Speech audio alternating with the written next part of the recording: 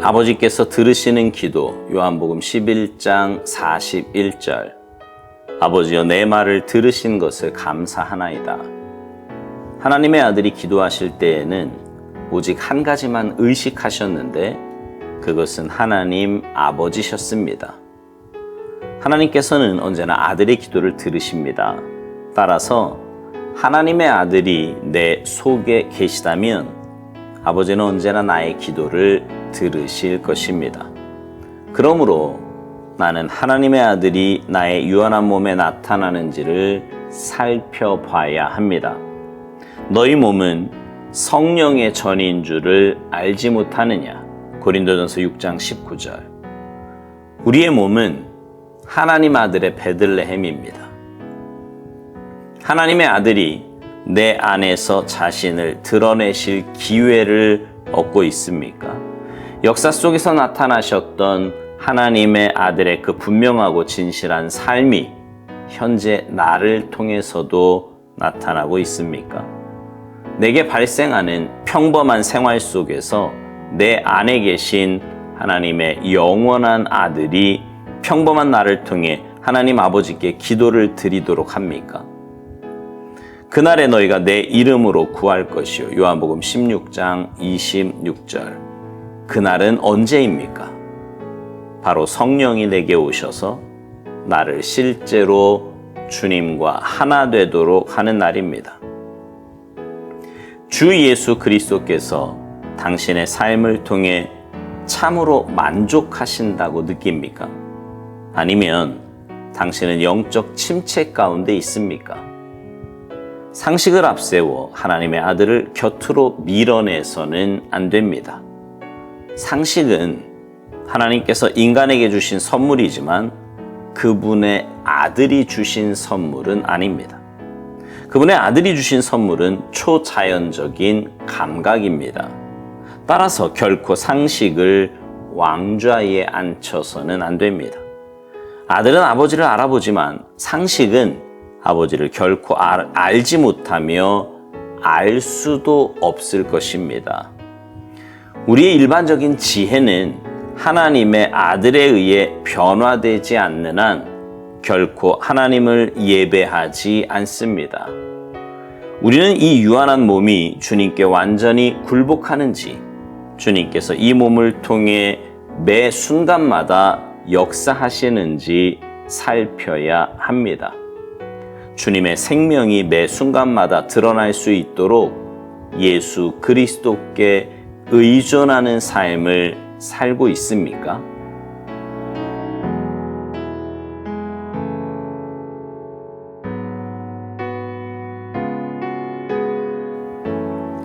우리는요, 기도할 때 예수님의 이름으로 기도합니다.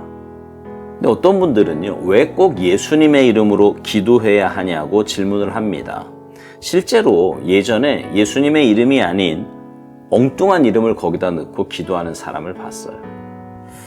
그러나 우리의 기도는요, 예수님의 이름으로 기도해야 합니다. 왜냐하면 하나님과 우리 사이의 중보자는 오직 예수님 한 분이시기 때문입니다. 하나님은 죄가 있는 곳에는 함께 하실 수 없는 완전한 분이십니다. 타락하여 죄인된 우리는 감히 하나님께 나아갈 수도, 하나님 앞에 설 수도, 하나님과 함께 할 수도 없는 존재들이었습니다. 그런데 주님 이 땅에 오셔서 십자가 지심으로 그 십자가를 통해 하나님께 나아갈 수 있는 길이 열렸습니다.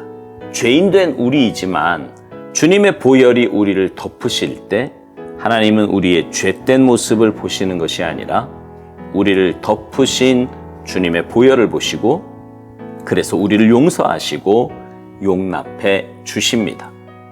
그러기에 우리가 하나님께 나아갈 수 있는 유일한 길은 오직 예수님이시고 우리의 기도도 예수님의 이름으로 기도할 때 하나님께 상달될 수 있는 것입니다. 그래서 우리는 기도할 때 반드시 예수님의 이름으로 기도해야 합니다. 오살드 목사님은요, 하나님의 아들이 내 속에 계신다면 아버지는 언제나 나의 기도를 들을 것이라고 말합니다. 그렇습니다. 주님이 내 안에 계시기에 우리는 주님의 이름을 힘입어 기도할 수 있고 그 기도는 하나님께서 들으시는 기도가 되는 것입니다. 여기서 우리가 점검할 것은 주님 내 안에 계시는지 그렇지 않은지를 살펴보는 거예요. 주님께서 내 안에 계시는지를 알 수 있는 바로미터는 내 삶에 나타나는 열매들입니다. 우리가 예수님을 믿고 난 이후에 내 삶에 어떤 변화들이 있었는지, 그리고 내 안에 계신 주님으로 인해 나는 어떤 삶을 살고 있는지 살펴보아야 합니다.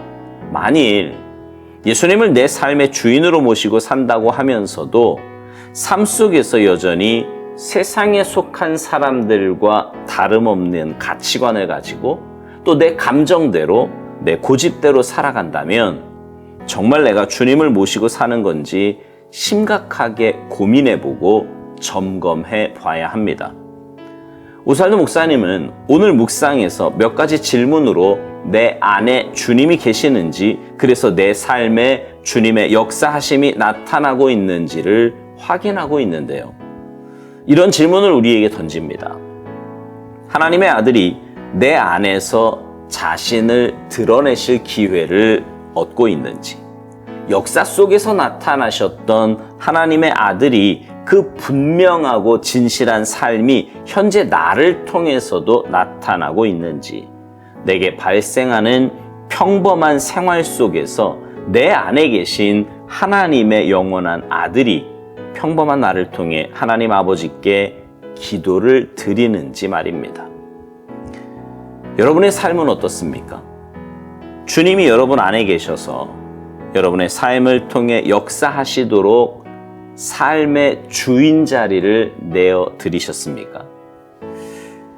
근데 여기서 오살도 목사님이요, 요한복음 16장 26절에 있는 그날에 너희가 내 이름으로 구할 것이요 라는 구절을 해석하면서요, 여기 그날은 성령이 내게 오셔서 나를 실제로 주님과 하나 되도록 하는 날이라고 말합니다. 그러니까 우리가 주님과 하나 되어서 주님이 내 삶을 통해 역사하심도, 또 나를 통해 하나님께 기도하게 하심도 바로 성령님의 도우심이라는 말입니다. 그래서 우리에게 반드시 필요한 것이 바로 성령 충만함입니다. 여러분, 우리 신앙인의 삶은요, 내 안에 계신 성령님의 이끄심 따라 사는 삶이에요.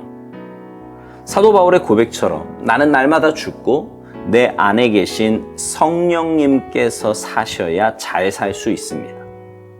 그러나 우리가 그렇게 날마다 죽지 않으면 죽지 않는 자아가 성령님의 역사하심을 가로막으며 하나님의 인도하심을 거부할 수 있습니다. 그러니 여러분, 우리가 하나님께서 들으시는 올바른 기도를 드리려면 내 안에 계신 성령님의 인도하심에 온전히 굴복하며 주님의 인도하심 따라 믿음으로 반응해야 합니다. 그럴 때 우리의 기도는 하나님이 들으시는 기도가 되고 응답과 역사가 있는 기도가 될 것입니다. 오살도 목사님은 우리가 영적 침체 가운데 빠지는 이유를 상식을 앞세워 하나님의 아들을 곁으로 밀어내기 때문이라고 말합니다. 상식은 하나님께서 인간에게 주신 선물이지만 그분의 아들이 주신 선물은 아니라는 거예요. 무슨 말이냐 하면 우리의 삶의 상식 분명히 필요하지요. 그러나 그 상식 때문에 주님과의 교제, 영적인 삶이 방해를 받아서는 안 된다는 겁니다. 오살도 목사님은 결코 상식을 왕좌에 앉혀서는 안 된다고 말합니다. 아들은 아버지를 알아보지만 상식은 아버지를 결코 알지 못하며 알 수도 없을 거라고요. 그러면서 우리의 일반적인 지혜는 하나님의 아들에 의해 변화되지 않는 한 결코 하나님을 예배하지 않을 거라고 말합니다. 여러분, 주님의 자녀가 되었다는 것, 성령님의 지배를 받는다는 것은 내 삶의 모든 영역에서 주인이 완전히 바뀌는 것입니다. 내 시간, 내 물질, 내 건강뿐만 아니라 내 상식, 내 감정, 내가 가진 지혜와 지식까지도 이제는 내 것이 아니라 주님 거예요. 그래서 세상적이고 인간적인 것들이었던 모든 것이 주님의 것으로 영적인 것으로 변화될 때 우리는 참된 예배자로 살아갈 수 있습니다. 오살드 목사님이 묵상 마지막에서 이런 말을 합니다. 우리는 이 유한한 몸이 주님께 완전히 굴복하는지, 주님께서 이 몸을 통해 매 순간마다 역사하시는지 살펴야 한다고요. 여러분 순서를 잘 기억하세요. 주님께 완전히 굴복할 때 주님께서 역사하십니다. 바라기는 여러분의 삶 전체가 주님께 붙잡힌 바 되고 온전히 굴복되어서 여러분 안에 계신 성령님께서 여러분을 통해 간구하게 하시고 여러분을 통해 역사하시는 놀라운 은혜가 있기를 주님의 이름으로 축복합니다. 아멘.